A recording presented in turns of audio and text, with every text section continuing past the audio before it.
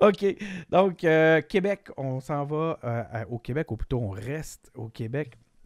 Il y a les cas de COVID qui sont toujours en baisse au Québec, mais on a atteint le seuil des 10 000 décès.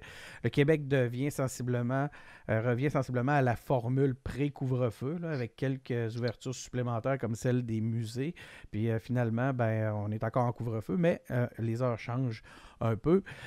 On apprenait que les coupes de forêt sur les terres publiques sont presque impossibles à stopper dû à l'opacité du processus. Donc, c'est assez inquiétant. L'affaire Camara, j'en parlais tantôt, là, une grosse erreur durant laquelle un homme a été arrêté et mis en accusation à tort. Tout ça a secoué le Québec. Pendant que certains crient au racisme systémique, d'autres ne parlent que de bavure policière ou est juridique. L'opposition demande le port d'une caméra par les policiers dans ce contexte-là. Benoît, est-ce que l'arrestation de Camara est une affaire de racisme ou une erreur malencontreuse selon toi? C'est du racisme, puis c'est une erreur qui n'est pas malencontreuse pantoute, là. Je veux dire, il y a eu une erreur là. C'est une histoire à bracadabrant, hein, sans vouloir faire de blagues avec ça. C'était pas sa journée, là, M. Camara, là. Hein, tu comprends-tu que la suite des événements, là, la probabilité d'une suite des événements pareils, là, a juste pas de bon sens, là. Tu sais, ils sont dans le milieu de rien, il se fait arrêter, se fait donner une étiquette, pendant que la police retourne à son char, elle se fait battre, tirer dessus avec son gun. Écoute, ça n'a pas de sens, là, c'est tout ça. Sauf que quand une situation comme ça arrive, ben, les policiers, ils veulent pas qu'un gars qui a tiré sur une police soit en liberté dans la ville de Montréal, là. Donc, ils ont probablement... Ils veulent un coupable, en tout cas. Puis lui, M. Camara, là, ben, il fitait. Il fitait pas mal. Puis en plus, il disait le témoin, qui est le policier en question, qui est l'ami de tout le monde qui est en train de faire enquête, là, il dit ouais, c'est probablement le dernier que j'ai arrêté. Mais quand c'est arrivé, là, c'est sûr que lui, ce gars-là, il fitait. Là. Donc, il fitait parce qu'il est noir. Ça ne l'a pas aidé. Ça, c'est sûr. Il y a une partie racisme là-dedans. Mais il y en aurait d'autres qui auraient fité aussi. Là. Donc, c'est une erreur, mais écoute, il y a une suite d'événements absolument incroyable, là, incroyable. C'est un beau, c'est vraiment le terme. C'est dur de croire qu'une suite pareille d'événements s'est produite. Les conséquences auraient pu être graves parce qu'il y a d'une erreur comme celle-là sur la vie de M. Camara, parce qu'on s'entend qu'un crime sur un policier, c'est puni sévèrement pour faire un exemple. Viviane, Mais oui, justement, les policiers sont armés, donc c'est un cas de légitime défense au complet s'il était arrivé quelque chose à la sécurité de M. Camara en plus de son arrestation. Moi, je répondrais à Benoît. En fait, il fitait pas tant que ça, le portrait qui avait été fait. Il y a quelqu'un qui parlait d'un suspect au faciès pakistanais, je pense. Puis moi, ce qui m'a frappé, en fait, j'ai beaucoup d'estime pour Patrick Lagacé. Je trouve qu'il écrit toujours de façon très nuancée. Je suis pas toujours d'accord avec lui, mais là, les articles qu'il a écrits sur cette affaire sont ceux que j'ai vus de plus complets, de plus renseignés sur les enquêtes, puis qui ont mené à cette bourde-là. Et sa conclusion, c'est que c'était complexe. Donc, est-ce qu'on peut parler de profilage racial? Il n'est pas certain. Moi, quand même, à la lecture de ces articles, je suis restée avec certaines questions.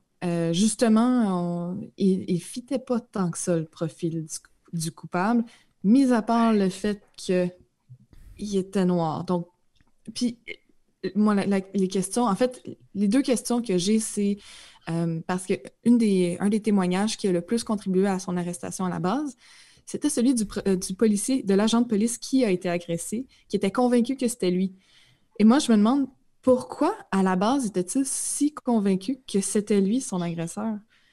Il n'a pas vu son agresseur. Il n'a pas eu le temps de... Donc, mais c'est ça, mais s'il l'a pas vu, puis qu'il pouvait seulement se tourner vers la dernière personne qu'il avait vue, puis à ce moment-là, c'était M. Camara, c'est ça? Oui, mais alors pourquoi être aussi convaincu que c'était son agresseur? C'est ça qui me reste comme question. Puis après ça, l'autre question que j'ai, c'est... C'est là que le bout de racisme systémique en tête. C'est là que je veux dire que ça fit. C'est là que je me dis... Il est noir, c'est lui. Oui, c'est ça, exactement. J'avais compris, Benoît, en fait, ce que tu voulais dire. Puis je voulais juste revenir sur le fait que, justement, il fitait pas avec le profil du suspect, mais il fitait dans les préjugés peut-être qu'on a. Exactement. Et l'autre question que j'ai, que me laisse le texte de M. Lagacé, c'est est-ce qu'un Benoît Tardy ou est-ce qu'un Denis Martel aurait subi le même traitement dans cette enquête?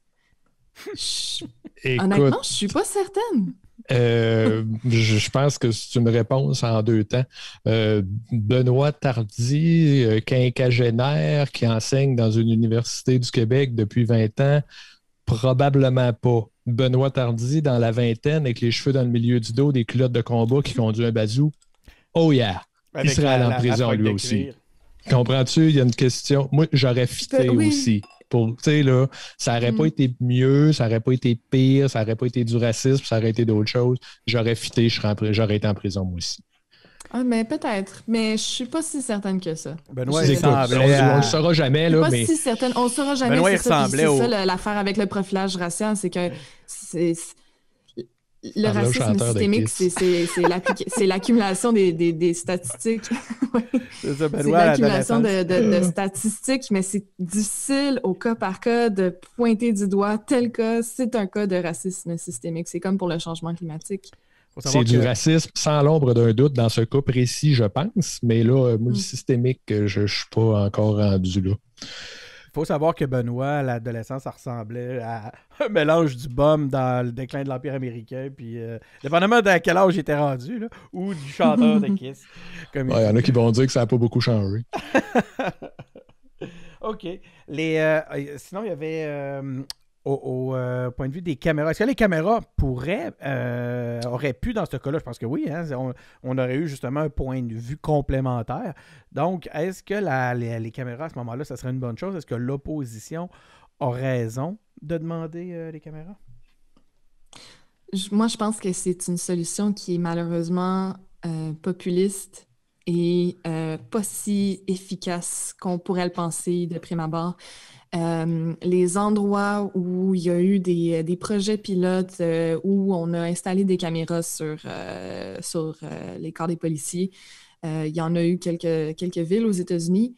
Ça n'a pas donné de résultats probants, en fait. Ça n'a pas diminué les interactions violentes avec des citoyens. Ça n'a pas diminué le nombre de plaintes non plus. Donc, c'est une solution qui est très, très coûteuse parce qu'il n'y a pas juste le matériel. Il faut penser qu'il faut stocker des tonnes et des tonnes d'images en plus. Donc, juste ça, c'est une fortune. C'est extrêmement cher. Dans un contexte où on parle de plus en plus de définancer le corps policier, là, il faudrait rajouter des sommes astronomiques pour quelque chose qui, comme je le disais, n'a pas eu tant d'effet que ça. Puis, il y a peut-être un certain nombre de raisons pour lesquelles ça n'a pas tant d'effet que ça, mais une importante que je veux mentionner, c'est que si ces images-là, on pense qu'elles pourraient être utilisées afin de démontrer qu'un policier a mal agi dans une situation donnée, il y a toujours une question de point de vue, puis un avocat qui défendrait le policier pourrait très bien montrer que avec ces images-là, de toute façon, même si le citoyen n'était pas armé, regardez à la place du policier qui pouvait penser que le citoyen était armé. T'sais. Donc, il y a comme tout le temps une interprétation des images, puis c'est pas si convaincant que ça, finalement. C'est pas si utile que ça pour... Bref. Benoît, je pense que c'est malheureusement une solution. C'est ça. Pour aller un peu dans le même sens, ce qu'on voit souvent aux États-Unis, c'est peut-être que c'est plus anecdotique, mais on voit souvent que les policiers sont capables de l'arrêter. Fait que là, le bout où il faudrait qu'on voit ce qui s'est passé, la caméra, elle ne marchait pas pendant ce temps-là. Donc, je suis pas sûr, moi non plus. Je suis pas sûr, moi non plus, que la caméra elle règle le problème. Ça donne comme ça, elle ne marche plus quand moi, je pense qu'il faut définancer les corps de police pour financer des services davantage adaptés aux problèmes de Moi, j'aime pas la première partie de la phrase, bien que je sois absolument d'accord avec la seconde. Parce que cette réalité-là, de définancer la police, ça vient quand même avec une idée. Là. C'est pas juste de définancer puis de dire « Ah, on enlève du budget ». L'idée, c'est de définancer là où il ne devrait pas être. Je me trompe pas. Hein, c'est ça. En fait, c'est juste... puis je sais que Benoît est super d'accord avec ça. En plus, ça fait 3 fois qu'on a cette discussion-là aux engagés publics. En fait, on va changer le nom. Ça va être de Défendre de police publique discussion. Ça va être ça notre projet. Défendre de SPVM. Non, mais c'est de pas payer les policiers à faire des tâches pour lesquelles ils ne sont pas formés. Ben voilà. C'est tout. Je suis assez d'accord. Puis où ce que ça rentre dans le domaine militaire plutôt que dans le domaine de la sécurité publique. Ça aussi, je pense que c'est un autre élément qui doit être définancé si Benoît nous autorise à utiliser le terme. Oui, ben c'est parce que c'est ça, c'est le slogan. J'en ai contre le slogan, parce qu'après ça, tout ce que ça implique, on va dire le mouvement des Defund the Police, moi je suis assez d'accord avec ça, là, que quand tu es dans une situation de détresse psychologique, la police avec un gun n'a pas d'affaire là. Tu sais, il faut que tu envoies d'autres mondes. C'est pas plus malin que ça, là, des Defund the Police, au fond. Là. Mais, tu sais, on finit par s'attacher au slogan puis au mot. Hein. J'en connais beaucoup pour dire que le mot féminisme, je suis d'accord avec toutes les valeurs, mais le mot, j'ai de la misère. Puis on finit par comprendre pourquoi. Mais il y a une petite chose que j'ai oublié que je voulais vraiment mentionner par rapport aux caméras, c'est que c'est aussi un couteau à double tranchant. Là. On embarque dans un potentiel d'intégrer des logiciels de reconnaissance faciale, puis ça va pas dans la bonne direction. Là. OK, on va passer au... j'ai mes transitions. Je vais aller jouer avec mes transitions. Puis j'ai du nouveau cette semaine pour ceux qui l'ont peut-être déjà remarqué parce que je suis allé sur la Snoopy Cam. On a la Snoopy Cam. J'ai mis une caméra sur Snoopy qui dort. Je m'excuse, là, chez vous, vous ne le voyez pas actuellement. Vous allez devoir écouter les engagés publics pour pouvoir le voir. Martin... voyons... Viviane qui me racontait que des fois on se trompait de nom, on l'appelait Martine. Ben, je viens de le faire. Donc, Viviane, Benoît, vous allez être obligé d'attendre d'écouter les engagés publics pour voir la fameuse Snoopy Cam. Sinon, en attendant, on s'en va. Je vais manquer mon effet. Je suis vraiment